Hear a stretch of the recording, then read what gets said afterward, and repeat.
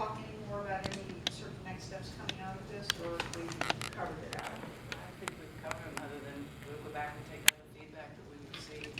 Our intent is to be, I'm not sure of the time, I'm thinking somewhere in the 2 o'clock time frame, but I know it's difficult for folks to extend that December 10th meeting to go back and have some additional conversation. As I said before, I wouldn't want to go too much longer than that because this is helpful to us for what we will go through. We're starting the operating budget process. We'll be moving into, and then next month we are in the capital improvements plan process. So this is very helpful to us. And for example, I would anticipate, there hasn't anything been in there, but if we're talking about James on the Now, or whatever it is, it's become Newport News on the Now. Newport News on the Now. You could expect, based on this conversation, to see some dollars in there. That's not something that's been there, but those are the kinds of little tweaks that we may be looking at from this. But so, to Becky's point, next steps will, in December, and then that gives you more time. You can get some of your questions answered. We can give you probably a better time frame then to bring something back to you. And what I would request on the strategic plan is that you review it, you provide comments, questions, etc. And before that December 10th meeting, we can review them so that we're not spending time in the limited time in that meeting saying, oh, well, I found a typo on page 4, just send it to us and we'll fix it. On the other hand, if it's, I think this one's really not quite focused right, then we can spend time talking about those, if you will, the substantive issues in your comments. And so, in some cases it may be, hey, I've got an idea of a better word, we talked about something here in the meeting, and so that we can focus in on the substantive parts and the more administrative or editorial things we can cover outside of the meeting. Does that make sense? All right. So the next thing I would like to do is closing thoughts. We've talked about an awful lot of things, and I want to be sure that everyone has an opportunity to be heard. And so what I want to do is go around the room and give all of you a chance to, if you will, say your final piece. Say if there's anything that you want to say to reflect on the 2 days, any additional thoughts you have, or whatever. This is your opportunity to do that. And so I ask for volunteers who wants to start. I'll start with one just popped in my head when we talked about what she just talked about as far as Newport News on the Now. I think it would be good, and I guess I'm directing this toward the directors. If we're truly going to look at and place fund as a fundamental that we are involved in, to look at projects in that regard, we could do something with that Newport News on the Now. If we had a master plan of what we plan to do and turn that into a really fun event where volunteers would come out and help create. People just need to see your vision, right? See your vision, and then they want to help. And I think that's going to help us financially, because I think we'll get the labor, we'll probably get people to put up resources to help make that. And then there's that buy-in factor, because then they're a part of it. It's not just something we did, it's something the community did. So for me, that one thing that we got out of this makes me think of doing things a whole lot differently. Looking at that as always is something we do. How can we bring the fun part of it, and does that fun part give us a better buy-in with the community? If I may briefly follow up, just so that you know, something that we are working on that's been bubbling up, as you all know, and I'll look at Owen again, but the Hilton group, they're extremely active. They're always doing things in their community. We pulled together a group of interested citizens, and they're already meeting, and they're working on ideas to come back and to put into play. And my thought process has been, again, based on some of the things that Peter had said, it doesn't have to be a lot. Here's $1,000, go have fun. They already do some big things with Halloween and some other, they do art walks. Let's empower them, even if it's not with money, to that quote, it's okay to act, it's okay to do these things. We want to see you taking these kinds of activities. But that group's already in play, they're meeting regularly. I've heard from some of the citizens, they are so excited to be engaged. And that's a natural group that's already been there, that has their own newsletter, they're doing things. And we're gonna build on that, so that's one example, I think. It's still a work in progress, but we can use that same kind of model. We do need some help getting those co-creators out, but you know who those people are. You know who they are out there and who's doing that kind of work. And some of them are in some of our already established committees, like neighborhood watch, neighborhood watch, not crime watch, it's neighborhood watch. You know, a lot of innovative ideas come out of that, of those type of people who want, you know, you give them a topic, we're talking about safety, what are some of the things you can do? And we've got some pretty good ideas from citizens with that. But to me, the potential of the buy-in and the attitude change and the way people look at their community and their city, that to me, that potential is just so great. I really, really think that change in attitude will work wonders for us. I really do. Who's next? And along with that, as you're talking about that, because that to me was a really good point about getting community buy-in. But what was the thing about the water hose approach, that you don't have, I feel relieved that because every project we decide on, we gotta sit around and just keep thinking about millions of dollars. So you already know that's 10 years at least. But to be able to be relieved to say, hey, you know what? We can make something happen with $1,200 a start. The pop-up idea, which I think is huge, because everything we do and, you know, seeing if this might work, it's a risk involved. And to minimize the risk with a pop-up, to see how it goes as opposed to permanent brick and mortar, is somewhat a relief to me, because it's like we can test it out first to see how citizens respond. So that was just part of the best thing. And I think as we move along with these neighborhood groups, to help heighten their thinking, like my thinking was heightened here to these 2 days, to bring out some of the, I know we can't bring Peter here every time, but to bring out some of the key points that he said, to let everybody know that we're thinking somewhat the same, but we're still heightening what we can do to open our minds to really be the best and have the most fun in Newport News. So remind yourself of those things. It's not directly related, I'm gonna have to defer to Florence, and I don't know if it's open or not. That housing piece that Karen has invited, can you? Right. Just so council would know, can you tell them the details about that? I don't Between- know all of them, but I know some. So the Virginia Housing Conference is going to be in Hampton next week. I think the We can last get week you the is more week. specifics, but it's the whole idea, the concept. The that they think is container, kind of looking intriguing. at using containers as a mechanism for affordable housing. And there's a company, they're going to be on display at the housing conference, and then they're actually giving them to Newport News for us to be able to be a demonstration area, to see the art of the possible of different ways to approach affordable housing. They're the Containers. containers, yeah, and they put 2 or Containers. 3 or whatever together for Put your housing. what? We did. There's So we'll there's get a some housing guide information next week, because we believe, but they're actually giving that because they don't want to take it back. They're giving it to the Newport News Housing Authority. But it's a house. And I have to admit, I was skeptical, but I saw it's pretty neat. Well, some of the residents in downtown Newport News thought of that about 3 years ago when they were talking about flooding. When would Matthew come through? Whenever that was, they were talking about having a container since we're in a flood zone, where they thought we were in a flood zone.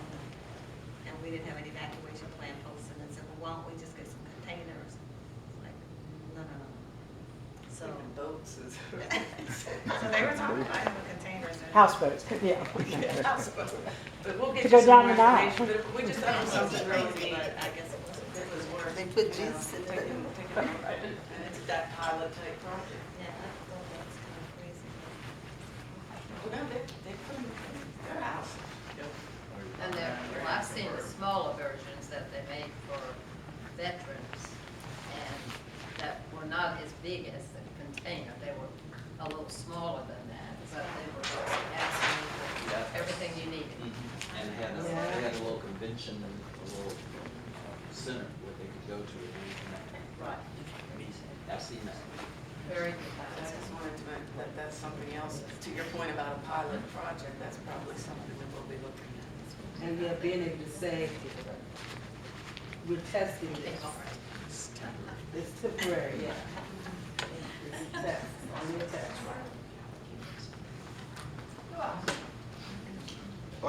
For this past past couple days, I like the fact that it sparked our creativity in regards to the possibilities of things that we could do. Like when I look at the Kmart poster over there and some of the different activities that could, that could possibly be done on that site, I would have never thought of some of those things.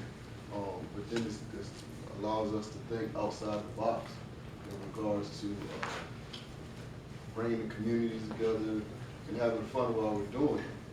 And to speak to everybody's point, with some of the other projects, it's just finding a way to be creative, have fun, and move forward with it.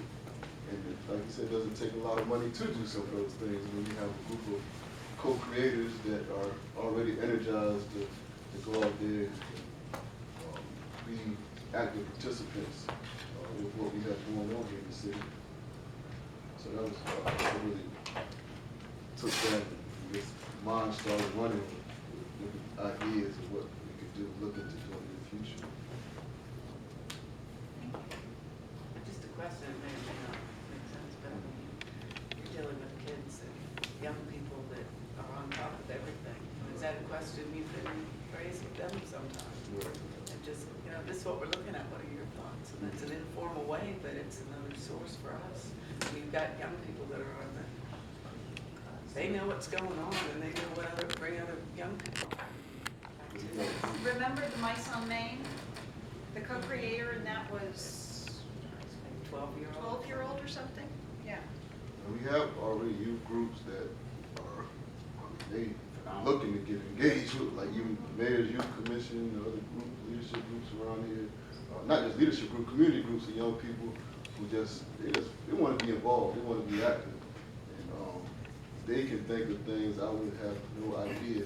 Some cities give groups like that unrestricted funds up to $1 million and just say, go do it, bring it to us, we'll approve it, and they go do it. To some of the point that it's generational, and it should be for the next generation. It's making that combination of some of the kids with some of the older people and making that connection. Well, it may not be my taste, but it's something that building those bonds. It doesn't just have to be a youth group. It can be a youth group with some old people like me.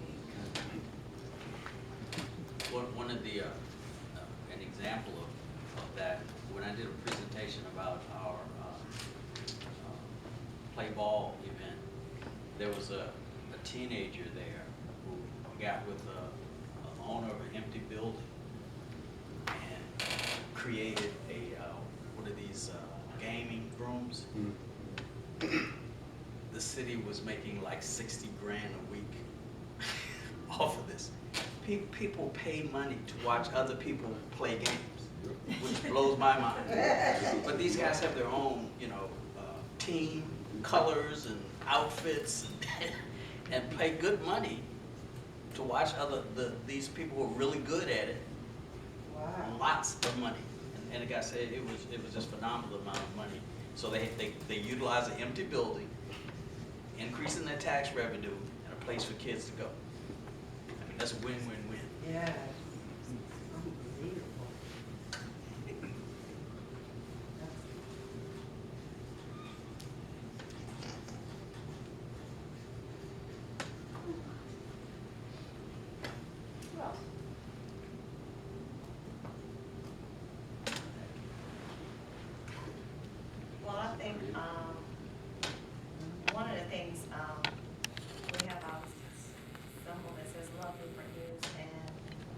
where I live. I love Newport News. And I'm excited about the possibility for transformation. And that we that have been a part of the system and some much longer than I have, of course, but that we're gonna be, hopefully, prayerfully, begin to think outside the box, and not be so rigid, but see how we can be supportive of those co-creators, because I think that that's where the creativity is. And sometimes because we haven't done a thing, we stifle those who have ideas to do the thing. And I remember, and I'm gonna try, I don't remember his name, but I remember a gentleman brought some ideas to us a few years ago about what could be done at the super block. I mean, and he had it listed and laid out, and we were just like, it was just shut down. And I wish I could remember because he brought the plan to us. And so to me, this was that then, but we didn't have the mind to receive it in that way. It wasn't a bad thing, but we just didn't have the mind to know to do that. But the other thing is that Peter brought us the like the Maslow's chart, and at the bottom for us, it has always been about that love, that those things that you need as a human. But his was functional, which is good. But at the top of Maslow's is self-actualization. But at the top of his, it was fun and interesting. And I'm like, wow.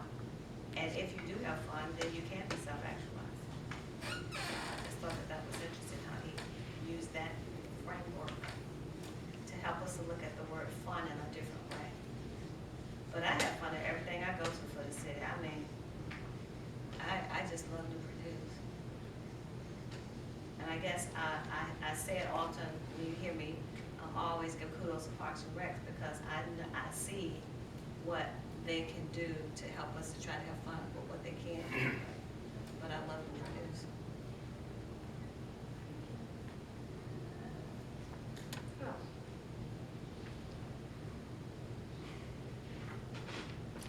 Well, I will say that I think of all of the retreats I've been on since being on council, this by far was the best. And so far as creativity, I think we underestimate people, and particularly children. I have seen a very famous psychiatrist who brought 8th graders in, and he asked them off the top of they had no preparation, who are the guys in your class that are acting out? And they all said, and who, and why are they acting out? And they gave the answers. And they have more ideas about, I think if our school system would listen to the kids, they would improve themselves exponentially. But I think it's important that we not forget about the creativity of others, and it may turn us off because of their particular personality. But I think we make grave mistakes when we judge people just because they're not like everybody else. They may have very good ideas, but they don't present them in a way that's palatable. And I hate to see people, and I've seen it, but they're not get appointed to boards or not, because they irritate us. And so I think some of our most creative people do irritate us. And I think we need to appreciate instead of be turned off. And realize that, whether it was our idea or not, it's a good one. And I think I've always believed that the most important quality we can encourage in our children is creativity. We teach them to be not thinking outside the box. Most of our educational system is about going along with everybody else, in lockstep, and that's not where we develop good citizens. But I have really enjoyed this particular. I think it's been one of the best I've been to. Me too.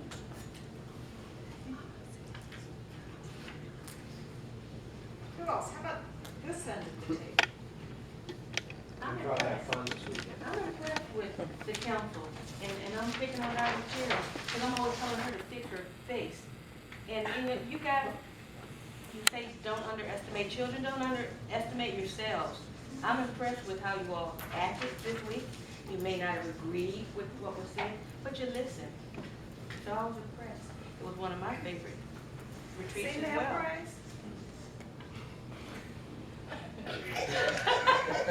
There you go. Fix your face.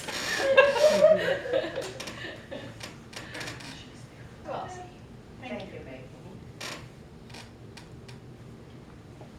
What Well, about some of the staff? I'll offer that I loved the perspective that Peter shared with us. I talked a little bit about that earlier today.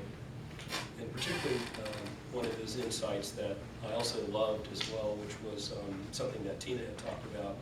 You've heard a lot from Cindy, and that's the garden hose solution. I think we're often put in situations where, you know, we're trying to look to the end. There are complex problems. We're trying to figure it all out. And sometimes there's a lesson learned in taking a shorter range approach and getting something out there as a pilot program or as an initial phase of an initiative that I think speaks to the issue much more effectively than trying to solve the whole thing. Sometimes you just can't take that leap of faith. But thirdly, I love the fact that council's been receptive to the strategic plan and as a management tool for council and the administration, it's going to be very helpful to use it as a framework. And I just appreciate everyone's time and attention to it and look forward to continuing to work on it, bringing it back for discussion and actually working on implementing the initiatives.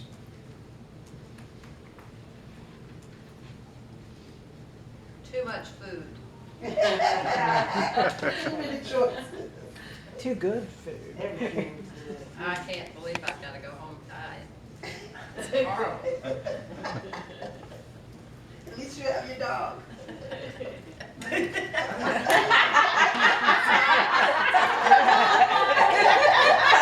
dog park.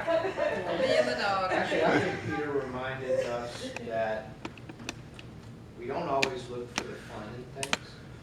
Yeah. And we yeah, appreciate yeah. things more when we do. I mean, when we go have to do something that's